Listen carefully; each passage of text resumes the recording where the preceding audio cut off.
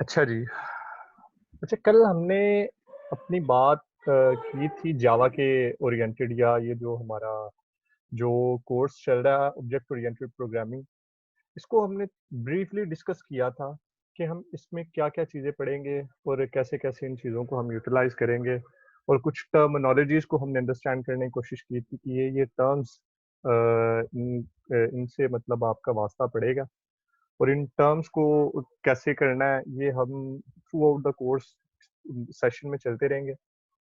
आज हम बाकायदा अपनी जो कोडिंग है ना, उसका आगाज़ करने लगे हैं, क्योंकि ये आपका सब्जेक्ट प्योरली प्रैक्टिकल है।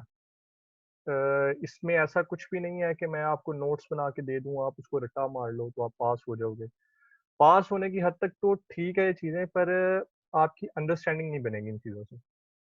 तो उसके लिए इन चीज़ों को स्टडी करना पड़ेगा आप लोगों को, और साथ-साथ ये जो प्रैक्टिकैलिटीज़ मैं करवा रहा हूँ या जो मतलब मैं समझाऊँगा, इनको थोड़ा-सा मतलब कोऑपरेट कीजिएगा मेरे साथ। दूसरी बात ये है जी, ये जो चीज़ें मैं करवा रहा हूँ ना, इसके ऊपर आपकी असाइनमेंट्स, आपकी क्विज़ है ना, वो बेस करेंगे।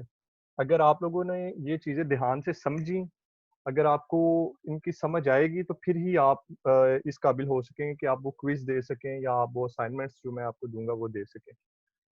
इन केस क्लास के बाद भी, सिर्फ़ क्लास में नहीं, अगर आपको किसी किस्म की प्रॉब्लम आती है, आप मेरे साथ मैसेज पे राब्ता कर सकते हैं। मैं कोशिश करूँगा कि जी आपको उस पे अकोमोडेट जितना हो सके मैं कर सकूँ।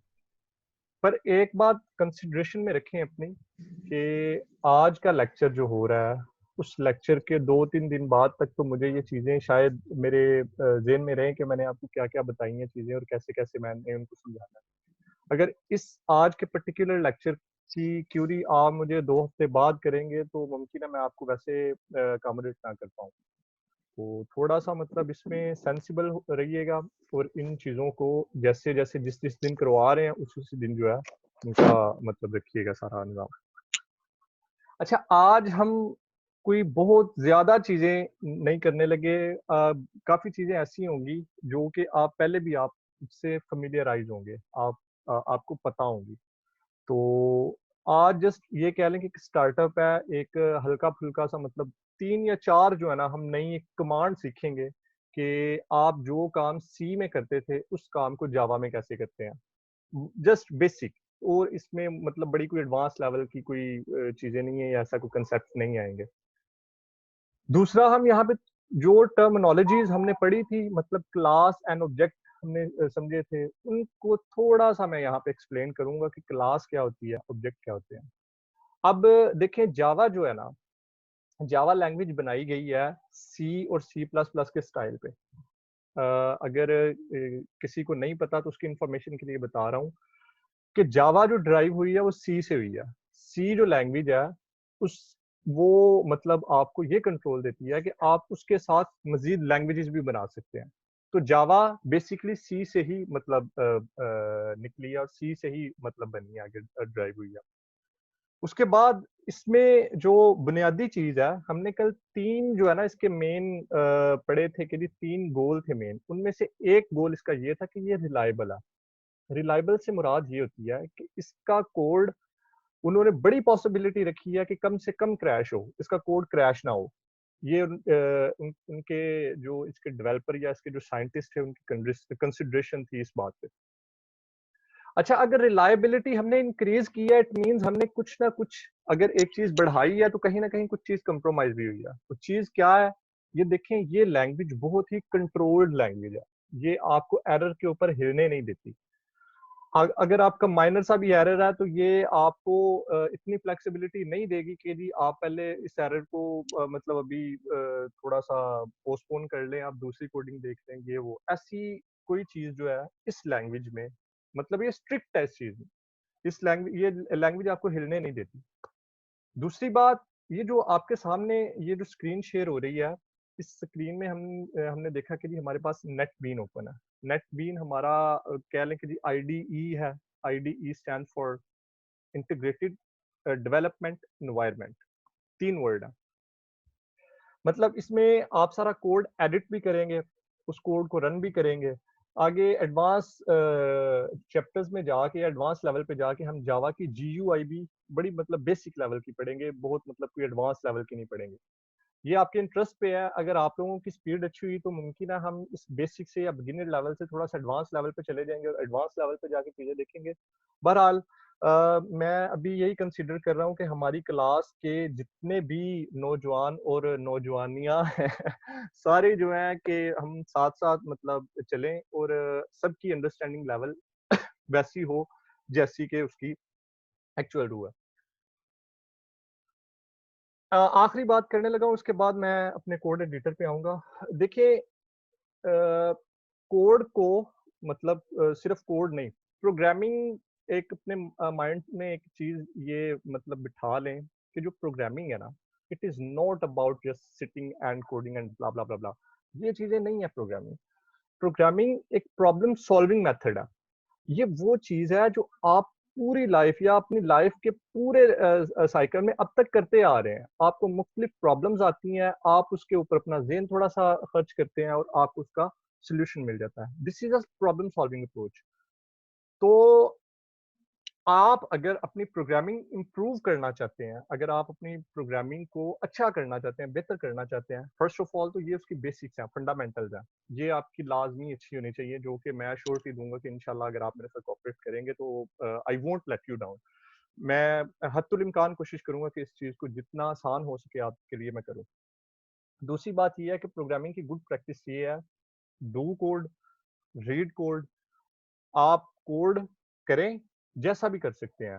इट डज़न्ट मीन देखें जब छोटा बच्चा भी होता है ना, वो भी चलते-चलते पहले गिरता है, फिर सँभलता है, फिर गिरता है, फिर सँभलता है। इसमें प्रॉब्लम वाली कोई बात नहीं है और कांसेप्ट जो है, वो बनने में थोड़ा-सा टाइम लेते हैं और ये एक ऐसी चीज़ है, कांसेप्ट की बात कर रहा हूँ, ये ऐसी चीज़ है, ये with the passage of time refine होती रहती है। अभी तक मतलब मुझे भी समझ लें कि ये कंप्यूटर वर्ल्ड में एंटर हुए हुए तकरीबन वैसे तो मैं मैट्रिक से ही था पर कह लें कि प्रोफ़ेशनली इन चीज़ों की जो मेरे साथ अंडरस्टैंडिंग बनी मैं 3-4 साल, 5 साल से इस काम के साथ हूँ। पर फिर भी मुझे इसकी अंडरस्टैंडिंग आज भी मतलब बाज़ औक़ात ऐसे होते हैं कुछ कांसेप्ट्स जो मैंने 2 साल पहले सीखे थे वो आज जाके मज़ीद रिफ़ाइन होते हैं। जैसे-जैसे आप एडवांस चलते जाएँगे आपकी ये चीज़ें रिफ़ाइन होती रहेंगी। तो प्लीज़ पैनिक नहीं होइएगा, परेशान नहीं होइएगा। ये चीज़ें नहायत आसान है ये इतनी आसान है जितना आप सोच सकते हैं। तो बाकी इंशाल्लाह आज जो है ना हम ये स्टार्ट करते हैं। लेकिन ये सबसे पहले काम क्या करना है आप लोगों ने, ये आपके सामने एक स्क्रीन नज़र आ रही है, स्क्रीन के ऊपर एक मतलब कह लें कि जो प्रोजेक्ट में एक मॉड्यूल या एक फ़ाइल ओपन है। मैं इसको दोबारा से बनाने लगा हूँ ताकि हम बिल्कुल ज़ीरो लेवल से अपना काम स्टार्ट करें। यहाँ पे फ़ाइल लिखा हुआ है, फ़ाइल में जाके आपने न्यू प्रोजेक्ट यहाँ पे जाना है। न्यू प्रोजेक्ट आपने जैसे ही ओपन किया, ये देखें यहाँ पे कुछ उन्होंने प्रीसेट्स या कुछ जो कुछ किसी भी लैंग्वेज में आप करना चाह रहे हैं ना कोडिंग, वो सारी उन्होंने बताई हुई हैं। आपने किसी और पे नहीं जाना, जस्ट जावा पे जाना है, क्योंकि हम जावा स्टडी कर रहे हैं, तो हम जावा को ही करेंगे। वैसे आपको ये सी प्लस प्लस, पीएचपी ये वो सारा कुछ सारा नज़र आ रहा है। तो जावा एप्लीकेशन, यहाँ पे हम कहेंगे जी नेक्स्ट। यहाँ आप अपने प्रोजेक्ट का नाम रख दें, कोई भी नाम जो आप प्रोजेक्ट बना रहे हैं कुछ भी। मैं यहाँ पे ऑनलाइन क्लास इसका नाम रख रहा हूँ, ताकि हमारा जो भी कोड है वो सारा इस ऑनलाइन क्लासेस वाले जो प्रोजेक्ट है under project of online classes उसमें पड़ा हो। और यहाँ से मैं इसको फिनिश कर रहा हूँ। It will take some time, कुछ टाइम लेगा, उस टाइम के बाद ये आपके पास एक ऐसी फाइल बना के दे देगा। ये देखें जी ऑनलाइन क्लास ये वो टी कप बना हुआ है या कॉफ़ी कप बना हुआ है, जैसे जावा को हमने कल देखा था कि जावा एक कॉफ़ी का नाम है।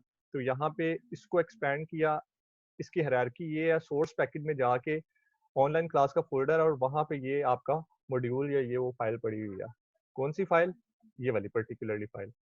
अच्छा एक इसमें और प्रॉब्लम आती है, देखें इसमें जो प्रीवियस फ़ाइलें होंगी ना, उनको साथ-साथ आपने बंद करते रहना। वो क्यों बंद करते रहना है, मैं आपको बताऊँगा अभी थोड़ी देर तक कि वो क्यों बंद करनी है। आप कोशिश करें आपके पास जो एक फ़ाइल खुली हुई है ना, मतलब मेन की सिर्फ़ एक फ़ाइल खुली हो, किसी और प्रोजेक्ट में की मेन की फ़ाइल ना खुली हो। अब देखें, इस फ़ाइल को थोड़ा-सा स्टडी करते हैं। हमने कल बात की थी कि क्लास एक कह लें कि एक मैप होता है जो जिससे हम ऑब्जेक्ट्स बनाते हैं। एक ऐसा सांचा होता है, एक ऐसी मतलब कुछ चीज़ होती है, जिसके ज़रिए आप ऑब्जेक्ट फ़ॉर्म करते हैं या कंस्ट्रक्ट करते हैं। तो यहाँ आपके सामने एक क्लास खुली हुई है। ये देखिए पब्लिक एक एक्सेस स्पेसिफायर है, अभी इस पे बॉदर ना करें, इस पे मैं आपको बताऊंगा। क्लास रिजर्व कीवर्ड है, जिसका मतलब ये है कि हम क्लास की डेफिनेशन करने लगे हैं। ऑनलाइन क्लास ये उस क्लास का नाम है, और इसका स्ट्रक्चर क्या होता है कि आप पब्लिक क्लास और ऑनलाइन उसका नाम लिख दिया और आपने ये ब्रेसेस लगा दी। Simple is that. इनको ब्रेसेस बोलूंगा मैं, ये जो कर्ली ब्रेसेस जिनको बोलते हैं ना, मतलब ब्रैकेट्स होती हैं जो स्क्वायर होती हैं, ये जो है ये ब्रेसेस हैं। और जो मतलब दूसरे जो जिनमें हम आर्ग्यूमेंट या वो लिखते हैं फंक्शन के आगे जो लिखते हैं, उनको हम पैरेंथेसिस बोलते हैं। तो इनको मैं ब्रेसेस बोला करूंगा, अगर किसी को मतलब ना समझ आए तो ये समझ जाइए ब्रेसेस किनको बोल रहा हूँ। तो यहां तक आपकी क्लास की डेफिनेशन हो जाती है। अब सी में आपने जिस चीज को फंक्शन पढ़ा था ना, उसको हम इसमें मेथड बोलेंगे। जावा में मतलब उसको मेथड बोला जाता है, जिसको हम फंक्शन कहते थे सी में, उसको हम यहाँ जावा में मेथड बोलते हैं। ठीक है। मेथड क्या डिफाइन करता है? मेथड डिफाइन करता है कि इस क्लास का बिहेवियर क्या है। मेथड हमारे पास डिफाइन करता है इस क्लास का बिहेवियर क्या है। इसके अलावा हमने कहा था कि जब एक ऑब्जेक्ट बनता है उसका बिहेवियर होता है और उसके कुछ एट्रीब्यूट्स होते हैं। और जो हमारे पास एट्रीब्यूट्स है ना, उनको हम बोलते हैं डाटा मेंबर्स। मतलब सी में तो उनको डाटा मेंबर्स बोलते हैं। यहाँ पे आप वेरिएबल बोल सकते हैं या डाटा मेंबर भी बोल दें, तो ये मतलब जावा गुस्सा नहीं करेगी। अब देखें यहाँ पे हमने हमने नहीं मतलब प्री डिफाइंड एक ऐसा फंक्शन यहाँ पे बना हुआ है, जिसके जरिए हम सारी जो कोड है उसको एग्जीक्यूट करेंगे। ये देखें विद इन अ क्लास है, क्लास के बाहर नहीं है। जावा में क्या कन्वेंशन है? जावा ये कहती है कि आपने जो पब्लिक का सॉरी जो मेन का मेथड बनाना है वो विद इन अ क्लास ही बनाना है। और आपके पूरे प्रोजेक्ट का सिर्फ एक मेथड ऐसा होगा जो मेन का होगा। अदरवाइज किसी और मॉड्यूल में जब हम दूसरी फाइल बनाएंगे, आप देखेंगे उनमें मेन नहीं होगा। मेन वहां पे ही होगा जहां पे कंप्यूटर उसने आपके आईडीई ने बना के रख दिया। सिर्फ पूरे प्रोजेक्ट में एक मेन का मेथड होगा। मतलब क्या है? मतलब ये है कि रैम में जो मेमोरी ऑक्यूपाई होगी या मेन मेन का जो मेथड होगा वो सिर्फ रैम में एक मरतबा लोड होगा। इस पे ये देखें पब्लिक, पब्लिक का मतलब है ये method through out the project कहीं पे भी यूजेबल है। स्टैटिक वर्ड, इसके लिए थोड़ा सा मैं उधार करूंगा आपसे, बस स्टैटिक को अभी के लिए समझने के लिए बस ये समझ लें कि स्टैटिक इस चीज को कहते हैं कि आपका जो मतलब प्रोग्राम या जो भी कुछ डेटा लोड हुआ है रैम में, वो ड्यूरिंग इट्स एग्जीक्यूशन अपनी जगह चेंज नहीं करेगा। उसको जो मेमोरी एलोकेट हुई है वो उसी मेमोरी में ही रहेगा। मतलब अगर 0 से लेके 100 तक मेमोरी उसको हुई है, तो वो 1 से लेके 101 तक नहीं आ सकता। वो 1 इंच भी वहां से नहीं हिल सकता। वो जितना है, जिस मेमोरी में ऑक्यूपाई हुआ उसी मेमोरी के अंदर ही रहेगा। स्टैटिक के लिए भी के लिए ये कंसेप्ट बना ले। वॉइड हमें पता है जी डेटा टाइप है जो क्या रिटर्न करती है? नथिंग, कुछ रिटर्न नहीं करती। मेन का मेथड जैसे हमने सी में पढ़ा, वैसे ही हमारे पास ये मेन का मेथड है। और स्ट्रिंग आर्ग्यूमेंट, इसको भी फिल वक्त अभी मतलब बॉदर ना करें। अगर हमारा इन केस यहाँ एडवांस कोई टॉपिक आया इसका जावा का, तो हम इस पर बात करेंगे। अदरवाइज इसको ये जैसा है ना वैसे ही रहने।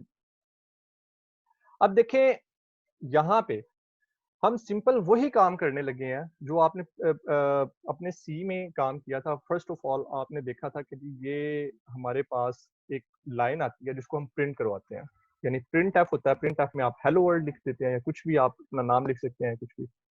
यहाँ सेम वही काम हम करवाने लगे हैं। ये एक लाइन आपकी याद करने वाली है। वो लाइन क्या है जी? आपने यहाँ पे लिखना है सिस्टम। सिस्टम का देखें एस कैपिटल है, ठीक हो गया। Dot out dot print. ये हमारे पास फंक्शन काम करेगा जो आप प्रिंट एफ का काम करते थे। मतलब सी के अंदर जो काम आप प्रिंट एफ से लेते थे, वो काम आप यहाँ पे प्रिंट एफ का फंक्शन जो हम सी में यूज करते थे, वही काम हमारा यहाँ पे system dot out dot print काम करेगा।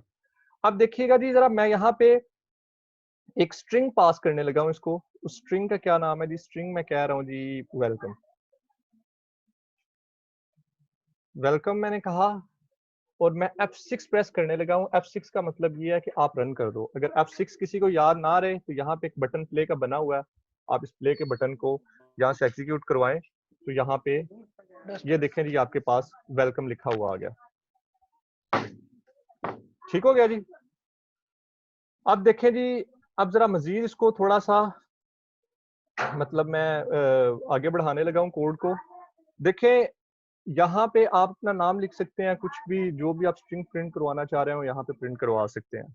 अब यहाँ पे अगर आपको दो स्ट्रिंग कंकैटिनेट करवानी है ना, मतलब दो स्ट्रिंग आपस में जोड़नी है, तो उसके लिए क्या करते हैं, उसके लिए प्लस का सिंबल यूज करते हैं और यहाँ पे एक नई स्ट्रिंग लिख दें, यहाँ किसी का भी नेम लिख दें। मैं अपना नाम लिख रहा हूँ जी यहाँ पे, वेलकम अजीम। ठीक हो गया।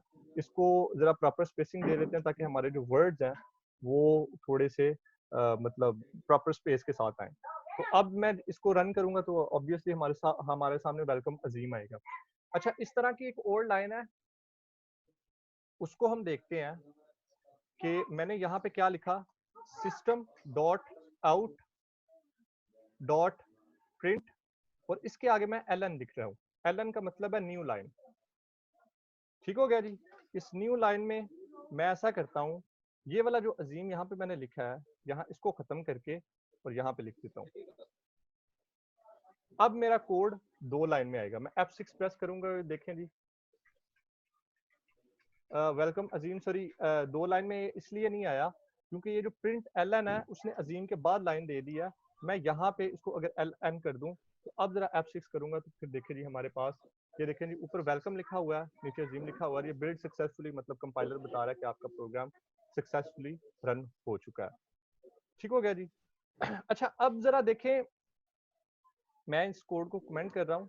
मैं अब ये करने लगा हूँ कि हमने जो स्कैन ऑफ का काम सी में किया था वो काम हमने यहाँ पे कैसे करना है। और इसमें आप एडिटर का भी थोड़ा कमाल देखेंगे कि जी एडिटर आपको साथ साथ सजेशन भी देता जाएगा कि आपने क्या क्या करना।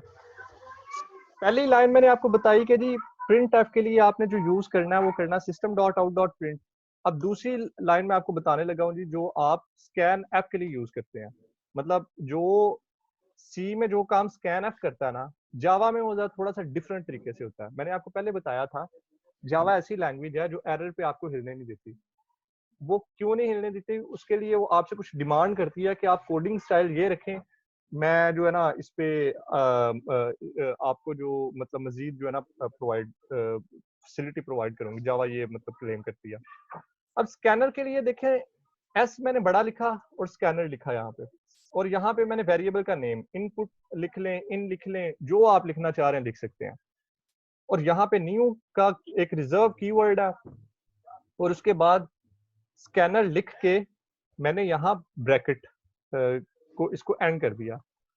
अब देखें, आपका आईडी साथ साथ आपको एरर दे रहा है, वो आपको मतलब बता रहा है कि जी जो ये जो स्कैनर है ना, मैं इसको रिकॉग्नाइज नहीं करता। अगर मैं इसके स्कैनर के ऊपर यहाँ पे मतलब कर्सर लेके आता हूँ और ऑल्ट एंटर प्रेस करता हूँ, तो वो मुझे बताएगा कि जी आपका पॉसिबल एरर ये है। वो कह रहा है कि आप ऐसा करें, मैं नहीं जानता इसको ये क्या है, इसकी लाइब्रेरी इंपोर्ट करवाएं। जैसे आप हैश इंक्लूड stdio.h या math.h जो लाइब्रेरी इंपोर्ट करवाते थे ना, इसी तरह ये आपने ऑल्ट एंटर के साथ किया तो यहाँ पे ये देखें इंपोर्ट जावा यूटिल स्कैनर, उन्होंने एक लाइब्रेरी वहां पे प्रूव करवा दी। देखें अभी भी यहाँ पे एरर आ रहा है। सबसे पहले ऊपर अगर आप पढ़ें तो आपको नजर आ रहा है, वो कह रहा है no suitable constructor found for scanner. यानी ये जो हमारे पास चीज है ये कंस्ट्रक्टर है। कंस्ट्रक्टर को अभी मैं एक्सप्लेन नहीं कर रहा, बस ये समझ लें कि कंस्ट्रक्टर ये चीज होती है जो कि ऑब्जेक्ट बनाती है। कंस्ट्रक्टर पे हम बाद में बात करेंगे। आपने सिंपली यहाँ पे क्या करना है, स्कैनर के अंदर जाके सिस्टम डॉट इन लिख देना। अब देखें जी आपके पास एरर सारे खत्म हो गए हैं। यहाँ एक लाइन ये होगी, दूसरी लाइन में आपने जाके क्या करना है, दूसरी लाइन में आपने जाके उसको बताना है कि मतलब हमने इनपुट टाइप का एक ऑब्जेक्ट बना लिया, मतलब स्कैनर टाइप का एक ऑब्जेक्ट बना लिया, इसमें आप कुछ भी इनपुट करवा सकते हैं। मैं जी यहाँ पे नाम इनपुट करवाना चाह रहा हूँ। नाम इनपुट करवाने के लिए मैं यहाँ पे यूज कर रहा हूँ जी डेटा टाइप स्ट्रिंग्स, और मैंने इसको बोल दिया नेम। और इसमें मैं क्या स्टोर करवाऊंगा, मैं कह रहा हूँ जी इन। इन के बाद अगर मैं डॉट प्रेस करता हूँ तो यहाँ आपके पास देखें ये आईडी सारे सजेशन दे रहा है, तो यहाँ पे इन डॉट नेक्स्ट कर दें। ठीक हो गया जी। यहाँ आपने सजेस्ट कर दिया, मतलब ये इंट नेक्स्ट। अब आपसे वो इनपुट लेगा। इनपुट लेने से पहले हम ये प्रिंट भी करवा देते हैं कि जी हमें क्या इनपुट लेनी है। तो यहाँ पे मैं लिख देता हूँ system dot out dot print. जैसे आप प्रिंट आप लिखते थे ना एंटर अ नंबर या ये वो, मैं सेम वही काम कर रहा हूँ। यहाँ पे मैंने लिख दिया एंटर नेम। ठीक हो गया जी।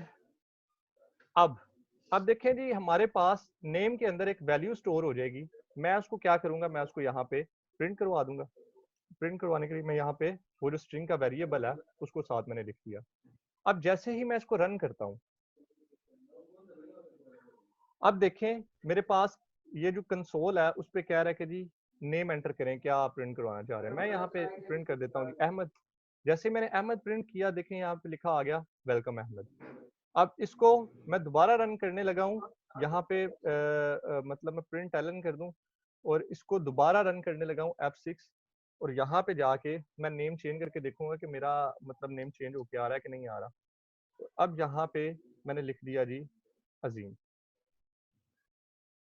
तो देखें जहाँ पहले अहमद आ रहा था वहां पे अजीम आ रहा है। होप्स हो कि आप लोगों को ये चीज़ थोड़ी क्लियर हुई होगी। अगर इसमें कोई एम्बिग्युइटी हुई, कोई प्रॉब्लम हुई तो मेरे साथ डिस्कस कीजिएगा। मेरा ख्याल है कि होनी नहीं चाहिए। सिर्फ 3 लाइंस मतलब हमने अभी तक सो फार की हैं। वो 3 लाइन क्या है, स्कैनर है, system dot out dot print है, और उसके बाद उस स्कैनर को हमने यूज कैसे करना है, सिर्फ ये है। स्कैन एफ वाला फंक्शन वाला रिपीट कर दें। स्कैन एफ वाला जी देखें मैंने आपको बताया था कि जी ये जो स्कैन एफ आपने करना है ना, वो करने के लिए आपको सिंपल ये लाइन लिखनी है। ये लाइन क्या है, ये इसकी डेफिनेशन क्या है, ये हमारी नेक्स्ट क्लास में टॉपिक आने हैं। अभी ये समझ लें कि स्कैनर एक क्लास है। जैसे हमने क्लास बनाई, प्री डिफाइंड क्लास है, उसका हमने एक ऑब्जेक्ट बनाया जिसका नाम इन है, और ये उसका एक बाय डिफॉल्ट कंस्ट्रक्टर है। ठीक हो गया जी। और इसको यूज करते हुए हमने एक इनपुट लिया और उस इनपुट के जरिए हमने उसको प्रिंट करवा दिया। सर लाइन नंबर 26B समझा दें। 26 लाइन जी स्ट्रिंग नेम। अच्छा, ये वाली जो लाइन है जी, ये समझ लें ये स्कैनर का ही हिस्सा है। मतलब अगर आपने इनपुट करवानी है ना, तो आप स्कैनर और ये लाइन दोनों लिखते हैं। ये दोनों लाइंस होंगी तो आपकी इनपुट होगी। इनको बहरहाल आप प्रैक्टिस कीजिएगा। अभी मैं इनको इन डेप्थ नहीं समझा रहा क्योंकि अभी शायद मैं समझ रहा हूँ कि इनको समझना आपके लिए थोड़ा सा मुश्किल होगा। पर अभी के लिए फिर वक्त ये समझ लें कि ये लाइनें आपने एज इट इज लिखनी है। हम नेक्स्ट क्लास में जाके जब प्योरली अपनी क्लासेस बनाना स्टार्ट कर देंगे ना, फिर मैं आपको ये समझाऊंगा कि ये इन डॉट नेक्स्ट क्या है या ये चीजें क्या है। अभी फिर वक्त ये समझ लें कि स्कैनर इनपुट करवाने के लिए है और ये चीजें आपने ऐसे एज इट इज यूज करनी है। ठीक हो गया जी। अगर और किसी का कोई क्वेश्चन है तो बताएं जी, नहीं तो फिर नेक्स्ट मूव करते हैं। मेरा देला चार्जिंग पुराना और नवा। अच्छा जी, अब देखें मेरा देलता है। Just a minute please. मेरे ख्याल से सेशन की जो है ना टाइमिंग इंक्रीज करने वाली है। चलें खैर देख लेते हैं, अगर एंड हुआ भी सेशन तो हम नेक्स्ट एक और सेशन बना लेंगे। अच्छा खैर, अब यहाँ पे एक काम करने लगा हूं मैं, जरा देखिएगा। मैंने पुराना जो आप लोगों ने फॉर लूप यूज की हुई है ना, मैं उसी लूप को यूज करते हुए एक टेबल प्रिंट करवाऊंगा। कैसे देखें, for int i is equal to 1, i is less than 10, i plus plus. मैंने एक फॉर लूप बनाई है। इसमें क्वेश्चन ये ध्यान रखिएगा कि जी आपकी ब्रैकेट्स जो है ना वो कंप्लीट हों। अगर आपकी ब्रैकेट्स कंप्लीट नहीं होंगी, देखिए फर्स्ट करें मैंने ये ब्रैकेट की है ना, तो यहाँ पे एरर आना शुरू हो जाएगा। ये एरर आपको बताएगा कि जी ये जो है ना मैच नहीं कर रहे ये सिंबल। तो ब्रैकेट्स अपनी जो है ना लाजमी वो कंप्लीट रखिएगा, और जहाँ पे एरर आ रहा है वहां पे रुक के उस एरर को पहले रिजॉल्व कीजिएगा, उसके बाद आगे चलिएगा। अगर आप मतलब ये एरर इकट्ठे करते रहेंगे तो ये एक बड़ा मैस सा बन जाएगा और आपके लिए उनको मैस को संभालना बड़ा मुश्किल हो जाएगा। अच्छा, फॉर लूप को जरा मैं एक नए तरीके से, शायद आपको ये तरीका पता भी हो, पर मैं फिर एक जो है ना और तरीके से इसको करने लगा हूँ। यहाँ पे देखें मैंने एक सीरीज प्रिंट करवानी है। एक सीरीज मैंने प्रिंट करवानी है जो कि ऑड नंबर की सीरीज होगी। उसके लिए मैं क्या करूंगा, यहाँ पे जहाँ आई प्लस प्लस आप लिखते हैं ना, यहाँ मैंने लिख दिया कि आप आई के अंदर दो दो स्टेप जो है ना वो ऐड करवाओ, एक एक स्टेप ऐड नहीं करवाना। अब जरा देखें, मैं यहाँ पे आके अगर system dot out dot print करवाता हूँ तो 10 के अंदर अंदर जो भी मतलब ऑड नंबर आते हैं ना वो सारे प्रिंट होना शुरू हो जाएंगे। System dot out dot print, sorry ये अपेंड लिखा गया, यहाँ पे प्रिंट आना था, प्रिंट। और इसमें मैं क्या प्रिंट करवाऊंगा, मैं सिंपली आई प्रिंट करवा दूंगा। ठीक है जी। अब जरा F6 के साथ इसको चला के देखते हैं। तो सबसे पहले तो मतलब हमारा ऊपर वाला पीस ऑफ कोड चल रहा है, इंटर नेम, नेम में मैं लिख देता हूँ कुछ भी, और ये देखें 13579। अगर इसकी मैं मतलब प्रॉपर स्पेसिंग कर दूं तो प्रिंट LN मतलब न्यू लाइन बनती जाएगी। तो मैं यहाँ पे अब जरा इसको F6 के साथ प्रिंट करवाऊँ तो आपको जरा थोड़ा सा वाज़ेह नजर आएगा। तो यहाँ पे इंटर नेम और ये देखें 13579, मतलब आपके पास फॉर लूप चल रही है जो कि एक एक स्टेप के साथ नहीं चल रही, वो क्या कर रही है, वो दो दो स्टेप या ऑड नंबर को लेके चल रही है। अब अगर मुझे यहाँ पे इवन प्रिंट करवाना हो तो आप सिंपली क्या करेंगे, यहाँ पे इसको 0 कर दें। अब मैं इसको जरा F6 दोबारा चलाता हूँ। अब देखें आपके पास जो सीरीज प्रिंट होगी, आपके पास जो सीरीज प्रिंट होगी वो क्या हो रही है, वो इवन की हो रही है। तो मतलब ये आपको थोड़ा सा बताने का मकसद था कि यहाँ पे ये जो वैल्यूज है ना, यहाँ पे आप अपनी मर्जी से कोई भी फार्मूला लगा के और इसको अप डाउन कर सकते हैं। अच्छा, मैं इसको दोबारा भी आई प्लस प्लस ही कर रहा हूँ। ठीक हो गया जी। अब मैंने यहाँ पे टेबल प्रिंट करवाना है 2 का, तो मैं कैसे करवाऊंगा, मैं इसको मल्टीप्लाई कर देता हूँ 2 के साथ। ठीक हो गया जी। F6 किया और जैसे ही मैं इसको करता हूँ तो मेरे पास 2 का टेबल आएगा। यार ये कोड जो है ना ये मुझे खत्म करना पड़ेगा, पहले इसको मैं थोड़ा सा कमेंट कर दूं ऊपर, इसको भी कमेंट किया और इसको भी कमेंट किया और इसको भी कमेंट किया। अब जरा F6 चलाता हूँ और मेरी फॉर लूप 10 टाइम चलती है और 10 टाइम चलने के बाद F6, just a minute please, ये क्लास पहले ही रन कर रही है, इसको मैंने ऑफ किया। अब जरा F6 प्रेस किया, F6 प्रेस करने के बाद ये देखें जी, ये हमारे पास टेबल प्रिंट होके आ गया। मतलब 20 इसलिए नहीं आया क्योंकि हमने 0 से स्टार्ट किया, इसको अगर 1 से स्टार्ट करेंगे तो आपके पास 20 भी आ जाएगा। ठीक हो गया, मतलब इसको 1 से स्टार्ट किया। अगर मुझे 5 का टेबल प्रिंट करना तो मैं यहाँ पे 5 कर दूंगा, और अगर मुझे यहाँ पे 7 का प्रिंट करना है टेबल तो मैं यहाँ पे 7 कर दूंगा। अच्छा, मैं ये चाह रहा हूँ कि मेरा जो टेबल प्रिंट हो ना वो ऐसा हो कि यूजर उसकी इनपुट दे और वो मतलब उसका टेबल जो है ना प्रिंट हो। तो उसके लिए देखें हमने ऊपर स्कैनर का जो ऑब्जेक्ट बनाया था उसी को यूज करते हैं। मैंने एक वेरिएबल बनाया इंट और इसको मैंने मतलब वैल्यू दे दी नंबर या नम लिख दिया इसके लिए। ठीक है, और नम में मैं ये कह रहा हूँ नम इज इक्वल टू, यहां मैंने बोला ये स्कैनर का जो ऑब्जेक्ट बना हुआ है इसको कॉल किया इन, इसको मैंने यहाँ पे लिखा इन डॉट, और इंटीजर को मतलब जब आपने लेना है तो उसके लिए आपको नेक्स्ट इंटीजर चाहिए, मतलब ये वाला फंक्शन आपका कॉल होगा। ठीक हो गया जी। अब जरा देखें, यहां हमारे पास नम आया और ये इंटीजर आया। अब मैं यहाँ पे क्या करूंगा, मैं यहाँ पे लिखूंगा नम मल्टीप्लाई बाय आई, मतलब जो भी यूजर इनपुट देगा वही इनपुट हम इसको उसमें प्रिंट आउट करवा देंगे। अब मैं जैसे ही इसको चला रहा हूँ इससे पहले मैं जरा ना वो लिख दूं system dot out dot print के हमारे पास जो नंबर है ना वो आप यहाँ पे दें प्रिंट, और यहाँ पे मैंने कहा जी एंटर ए नंबर। अब जरा देखें, मैं जैसे ही इसको रन करता हूँ F6 के साथ, अगर मुझे 2 का टेबल प्रिंट करवाना है तो 2 का आ जाएगा, 3 का करवाना है तो 3 का आ जाएगा। मैं यहाँ पे 4 का टेबल प्रिंट करवा रहा हूँ, सॉरी, यहाँ कंसोल के ऊपर आप क्लिक करें, 4 क्लिक करें तो ये मेरे पास सारा 4 का टेबल आ गया। ठीक हो गया जी।